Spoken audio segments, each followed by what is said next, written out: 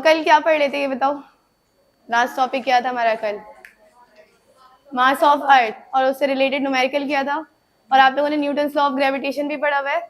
अब देखो यहाँ पे इसके बाद नेक्स्ट टॉपिक हमारा क्या है, सैटेलाइट। क्या होती है सैटेलाइट? यही चीज अगर आप डिफाइन करें तो क्या होती है सैटेलाइट? और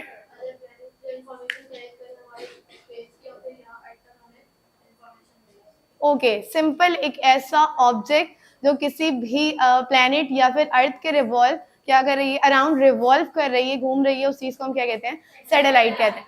कोई भी ऐसा ऑब्जेक्ट, कोई भी ऑब्जेक्ट हो सकता है जो अर्थ के अराउंड क्या कर रही है, रिवॉल्व कर रही है, या फिर प्लैनेट के अराउंड रिवॉल्व कर रही है, वो चीज सैटेलाइट कहलाती है। और ये सैटेलाइट दो तरह के होते हैं। कितने तरह के होते हैं? दो, नेचुरल सैटेलाइट और आप लोगों ने ये सारी चीजें साइंस में पढ़ी हुई है कि मून हो या कोई भी दूसरा प्लेनेट हो, वो हर एक दूसरे प्लेनेट के अराउंड क्या कर रहा होता है, रिवॉल्व करते हैं।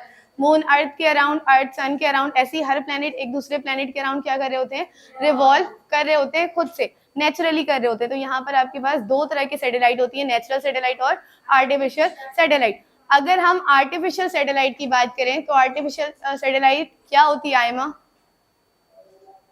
आर्टिफिशियल सॉरी नेचुरल सैटेलाइट क्या होती है? मून। एग्जाम्पल नहीं होती, क्या है ये बताना है।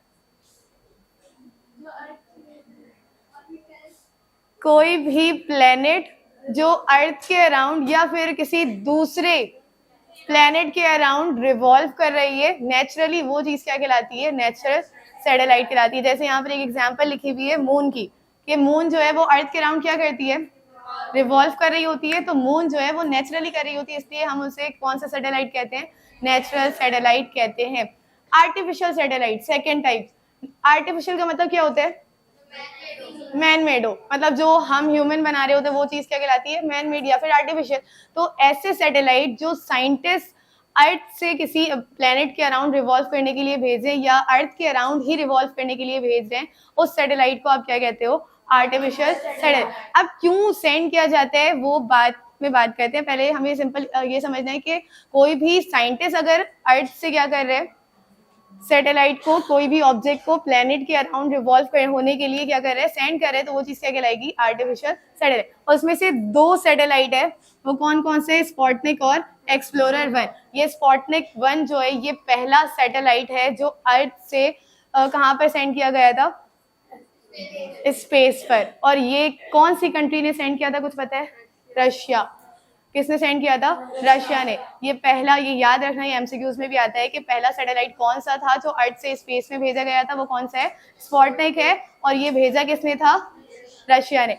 ये बात क्लियर है? अब देखो ये दोनों ही, इसके अलावा ऐसा नहीं है कि और कोई सैटेलाइट नहीं है, इसके अलावा और भी सैटेलाइट, लेकिन ये दो स्टार्टिंग में फर्स्ट सेकंड इस तरह से सेंड किया गया, तो इसका नाम याद रखा जाता है। ठीक है, तो दोबारा से सुन लो यहाँ पर, नेचुरल सैटेलाइट इफ्रा, वो सैटेलाइट जो खुद से ही नेचुरली किसी प्लेनेट के अराउंड रिवॉल्व कर रही है, वो क्या कहलाती है, नेचुरल सैटेलाइट। और अगर कोई साइंटिस्ट सेंड करता है वो क्या कहलाएगी आपके पास, आर्टिफिशियल सैटेलाइट कहलाती है।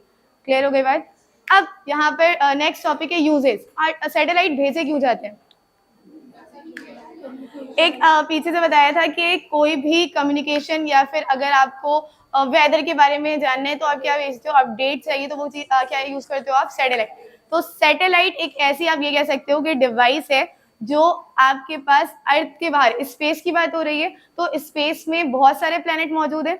हमें पता है कि मून का सरफेस किस तरह का होता है, वो कैसे पता चला, किसी न किसी वजह से पता चला होगा। तो वो किसके थ्रू पता चला है, सैटेलाइट्स के थ्रू। तो अगर आपको वेदर के बारे में हर रोज वेदर की कंडीशन हमें पता चल रही होती कि आज इतना टेम्परेचर है, कल इतना टेम्परेचर था, ऐसे पता चल रहा होता है, कब बारिश होने वाली है, कब नहीं होने वाली, ये सारी चीजें, हाँ वो कभी कभी गलत हो जाती है लेकिन पता चल रहा होता है, ऐसा ही है। तो ये सारी चीजें किसके थ्रू पता चलती है, सैटेलाइट के थ्रू पता चलती है। तो आप कम्युनिकेशन की बात कर रहे हो, आप एक कंट्री से, एक जगह से दूसरे कॉर्नर, दुनिया के किसी भी कॉर्नर पे आपको बात करनी है तो आप आराम से कर लेते हो, तो कम्युनिकेट कर रहे हो। तो कम्युनिकेशन के लिए हो या फिर आप टीवी देखते हो, टीवी ब्रॉडकास्टिंग की जाती है, ये सारी चीजें यूज करते हो, तो वो किसके थ्रू की जाती है, सैटेलाइट के थ्रू की जाती है। यहाँ पर कुछ पॉइंट्स लिखे हुए हैं। स्टार मैप, बहुत सारे डिफरेंट स्टार्स हैं, उनकी जो हमें ये बताया कि ये स्टार वो स्टार, बहुत सारे स्टार्स के नाम पता चलते हैं, तो वो भी किसके थ्रू पता चलता है, सैटेलाइट के थ्रू।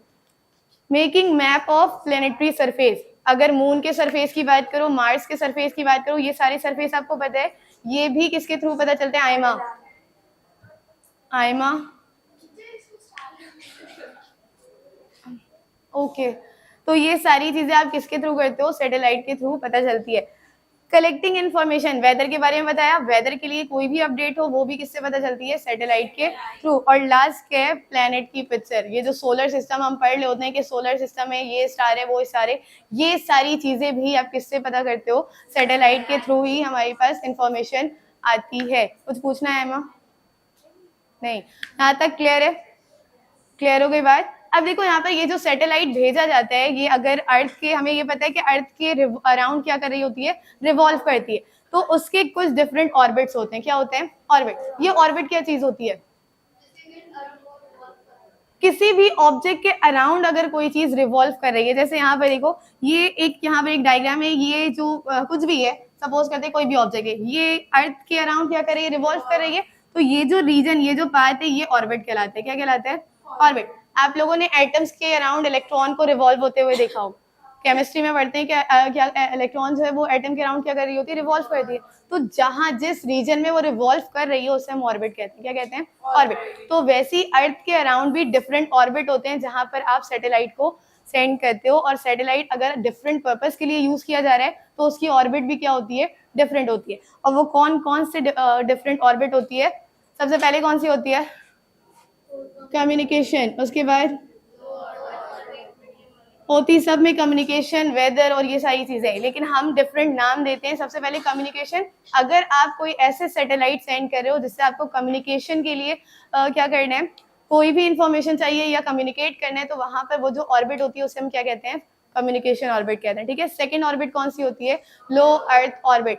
अर्थ के करीबी जो अगर सैटेलाइट भेजी जाए तो उससे हम क्या कहते हैं? लो अर्थ ऑर्बिट। जो बहुत ही ज्यादा अर्थ के क्या होती है? करीब होती है। ये बात क्लियर है? अगर सैटेलाइट और अर्थ उन दोनों के डिस्टेंस देखा जाए तो वो क्या होता है? बहुत ही ज्यादा, बहुत ही कम होता है। क्लियर है? तो उसे आप क्या कहोगे? लो अर्थ ऑर्बिट। सेकंड, थर्ड क्या हमारे पास? Medium earth orbit.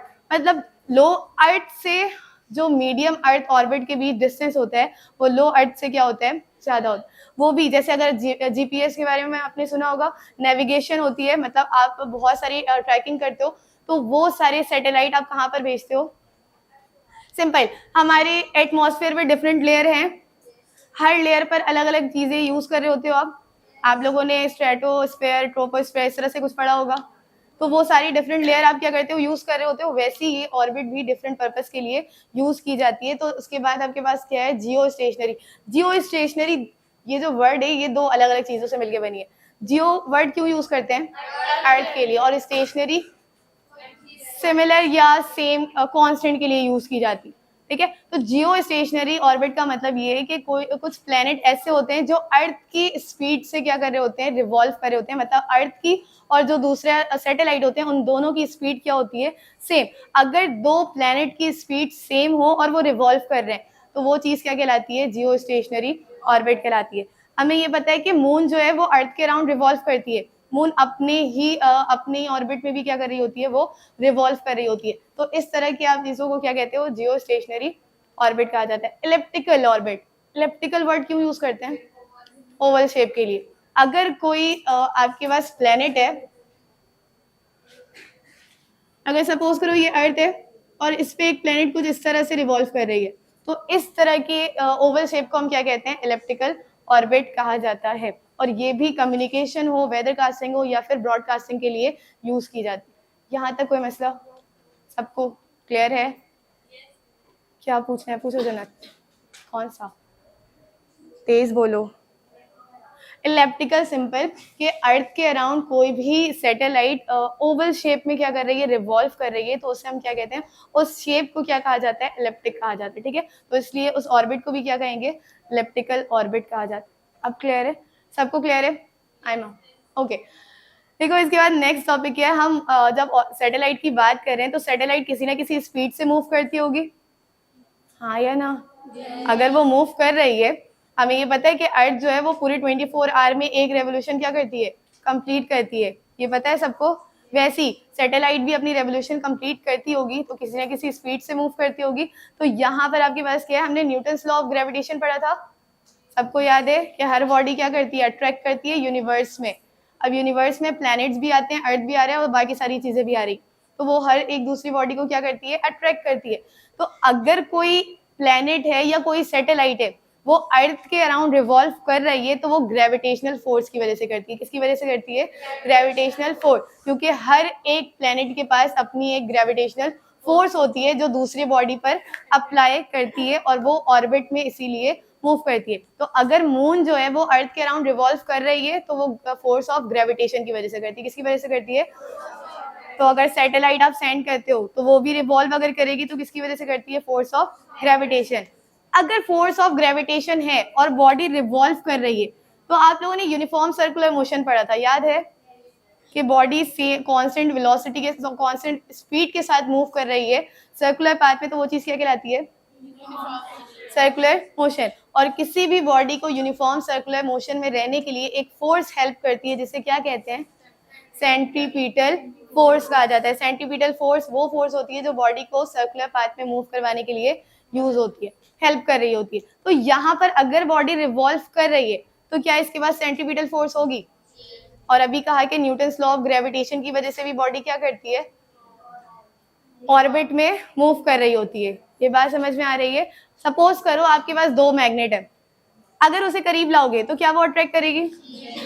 अगर सपोज करो दोबारा से कि दो मैग्नेट है, बीच में आप हाथ रख दो, अब क्या अट्रैक्शन होगी, एक को ऊपर रखो एक को नीचे, अट्रैक्शन नहीं होगी, बिल्कुल होगी। बस फर्क ये होगा कि वो दोनों करीब नहीं आएगी लेकिन अट्रैक्शन शो होती है। हमने ये मैग्नेटिज्म में पढ़ा था कि अगर आप कोई भी बीच में आप एक फ्रिक्शन प्रोड्यूस कर रहे हो या कोई भी रुकावट ला रहे हो तब भी वो अट्रैक्ट होगी, बस वो करीब नहीं आएगी, अट्रैक्शन लेकिन होती है। तो वैसे ही स्पेस में भी अगर अर्थ से कोई दूर सैटेलाइट है तो वो ऑर्बिट में मूव करती है क्योंकि वहां पर भी फोर्स ऑफ अट्रैक्शन मौजूद होती है। क्लियर हो गई बात। अब देखो ये मास है, कोई भी है, अर्थ है, प्लैनेट है, यहाँ पर हम अर्थ की बात कर लेते हैं कि ये सपोज करो कि अर्थ, तो इसका मास इस सैटेलाइट से ज्यादा है तो हम उसे किससे सपोज करेंगे, m। हमें पता है कि इस डिस्टेंस को क्या कहते हैं, क्योंकि अर्थ है तो हम r से सपोज करते हैं, ठीक है। सैटेलाइट अर्थ से कुछ दूरी पर होगा तो कोई ना कोई हाइट होगी, हाइट को किससे शो करते हैं, h। अब यहाँ पर एक चीज और सपोज करते हैं कि हमारे पास दो डिस्टेंस हो गई, एक रेडियस दूसरी क्या है, इसे एक नाम दे देते हैं, वो क्या है, r। क्या हम ये कह सकते हैं कि r बराबर है r प्लस एच के, ये r small r capital R plus H के क्या है, इक्वल है। अभी मैंने कहा कि सेंट्रीपिटल फोर्स और ग्रेविटेशनल फोर्स क्या है, यहाँ पर सेम। सेंट्रीपिटल फोर्स को हम किससे शो करते हैं, तो यहाँ पर ऐसा ही है, Fc, वो किसके बराबर है, Fg, और ये Fg किस चीज को शो कर रही है, Fc को किसके बराबर लिया है, Fg के। Fc किस चीज को शो कर रही है, सेंट्रीपिटल फोर्स, और Fg फोर्स ऑफ ग्रेविटेशन को। Fc का फॉर्मूला क्या होता है, mv स्क्वायर ओवर r, और Fg का gm, हम m1 m2 over r square लेते हैं, लेकिन यहाँ पर m की जगह क्या यूज कर रहे हैं, स्मॉल m, और m2 की जगह m, और यहाँ पर हमारे पास डिस्टेंस क्या है, r, ठीक है, और क्योंकि उसके ऊपर स्क्वायर है तो r स्क्वायर। अब यहाँ पर हम ये चीज कहाँ पर पुट कर सकते हैं, इक्वेशन, क्या इक्वेशन 1 में पुट कर सकते हैं, हमारे पास वैल्यूज गिवन है, आप पुट करो फातिमा। Fc की जगह क्या आ जाएगा, mv square over r equals to gm m over r square. m यहाँ पर भी और ये कैंसिल आउट हो गया, r से स्क्वायर कैंसिल, क्या बचा हमारे पास, v square equals to gm over r। r को हमने क्या सपोज किया है, तो क्या हम वो पुट कर सकते हैं, ये पुट कर दिया हमने। हमें क्या फाइंड करना है, स्पीड फाइंड करनी है, तो यहाँ पर स्पीड के ऊपर क्या है, स्क्वायर।